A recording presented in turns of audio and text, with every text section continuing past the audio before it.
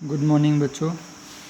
अपना जो पहला पाठ है उसका अभ्यास के 4 प्रश्न तक हो गए थे। 5वां प्रश्न देखिए। अधोलिखितेषु वाक्येषु कर्तृपदम क्रियापदम च चित्वा लिखत। नीचे लिखे वाक्यों में से कर्ता पद और क्रियापद चुनकर लिखिए। कर्ता को अलग छांटना है और क्रिया को अलग छांटना है। एक उदाहरण इन्होंने दे रखा है, यथा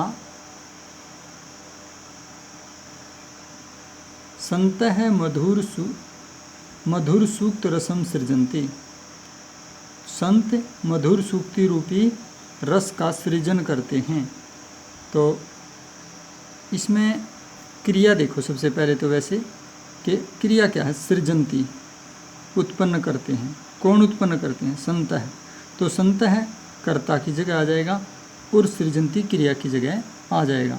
ठीक इसी तरह से हमने अगले क्वेश्चनों में भी करना है। तो क्या भाग देखिए। निर्गुणम प्राप्य भवन्ति दोषाः। निर्गुण को प्राप्त करके दोष हो जाते हैं। क्रिया देखिए, क्रिया है हो जाते हैं, कौन? दोष। तो कर्ता हो जाएगा दोषा और क्रिया हो जाएगी भवन्ति। अगला, गुणज्ञेषु गुणाः भवन्ति। गुणज्ञ गुणों को जानने वालों में गुण हो जाते हैं। तो क्रिया है हो जाते हैं, कौन हो जाते हैं? गुण। तो यहाँ पर कर्ता कौन हुआ? गुण। तो गुणाः। कर्ता की जगह आप लिखोगे गुणाः और क्रिया की जगह आप लिखोगे भवन्ति। मधुमक्षिका माधुर्यम जनयेत। मधुमक्षिका मधुरता उत्पन्न करती हैं, उत्पन्न करती है। तो उत्पन्न करती है ये क्रिया हो गई और मधुमक्षिका कर्ता हो गई। तो समझ गए होगे आप। पिशुनस्य मैत्री यशः नाशयति। चुगलखोर की मित्रता यश को नष्ट कर देती है।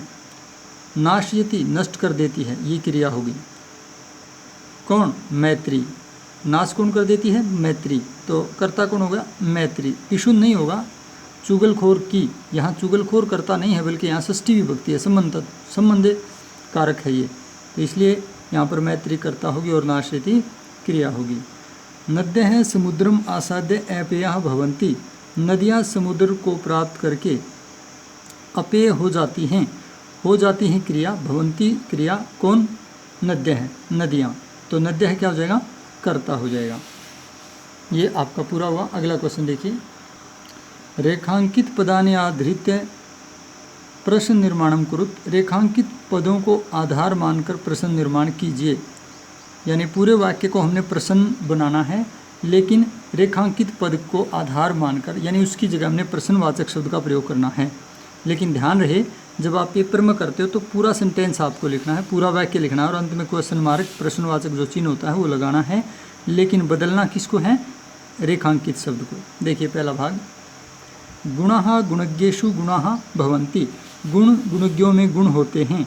तो यहाँ पर गुणाः के स्थान पर क्या आ सकता है? कौन गुणज्ञों में गुण होते हैं। तो कौन के लिए क्या आएगा? के। क्योंकि जो किम शब्द होता है उसके तीनों लिंगों में अलग अलग रूप चलते हैं। यहाँ पुल्लिंग शब्द आया है कह, कऊ, के। तो यहाँ पर जो है के आ जाएगा। नद्यः सुस्वादु तोयाः भवन्ति। नदियाँ अत्यधिक स्वादिष्ट जल वाली होती हैं। यहाँ पर नद्य के स्थान पर प्रश्नवाचक हमने शब्द लगाना है। तो नद्य है बहुवचन है, स्त्रीलिंग है, ये ध्यान रखना पड़ेगा। तो का, के, का। स्त्रीलिंग में कैसे चलते हैं? एक वचन में का और द्विवचन में के और का। तो यहाँ पर का आ जाएगा, ठीक है, का। और लास्ट में प्रश्नवाचक चिन्ह लगा दिया जाएगा। लुब्धस्य यशः नश्यति। लोभी का यश नष्ट हो जाता है। षष्ठी विभक्ति है, ध्यान रखो, पुल्लिंग। तो कस्य। मधुमक्षिका माधुर्यमेव जनयति। मधुमक्षिका मधुरता ही उत्पन्न करती है। तो का, ठीक है, का एक वचन, वहाँ था का बहुवचन, यहाँ है का एक वचन। दोनों स्त्रीलिंग के हैं, ख और घ वाला। ङ का देखिए। महताम प्रकृति ही सुस्थिरा भवति। प्रकृति स्त्रीलिंग है, इसलिए का महताम का सुस्थिरा भवति। ठीक है। अब 7वां क्वेश्चन देखिए। उदाहरणानुसारम पृथक पदानि पृथक कुरुत, उदाहरण के अनुसार शब्दों को अलग करो। अब देखो क्या क्या शब्द हैं। इन्होंने एक शब्द दे दिया समुद्रम आसाद्य, ये दे दिया समुद्रम आसाद्य, इसको हम इन्होंने करके दिखा दिया समुद्रम जमा में आसाद्य।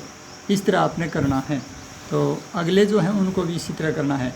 माधुर्यम एव, ध्यान रखो माधुर्यम एव में क्या है, माधुर्यम अलंत आ जाएगा मैं को, और एव माधुर्यम जमा में एव, मैं को अलंत होगा, ध्यान रखना। अल्पम एव, इसमें भी अल्पम एव में अल्पम में अलंत एव। इसके बाद है सर्वमेव, सर्वम में अलंत जमा में एव। समानम अपि, तो समानम अलंत जमा में अपि। और महात्मनाम उक्ति, तो महात्मनाम अलंत लग जाएगा मैं को, फिर उक्ति छोटा उ उक्ति। ठीक है, ध्यान रखना है जो बीच में आप संधि विच्छेद कर रहे हो तो ये तो करना है, लेकिन अंत में जैसे विसर्ग हैं वो आपने जस के तस रखने हैं, उसमें आपने कोई भी छेड़छाड़ नहीं करनी है। तो ये आपका अभ्यास पूरा हो गया, आपने लिखना है और याद करना है।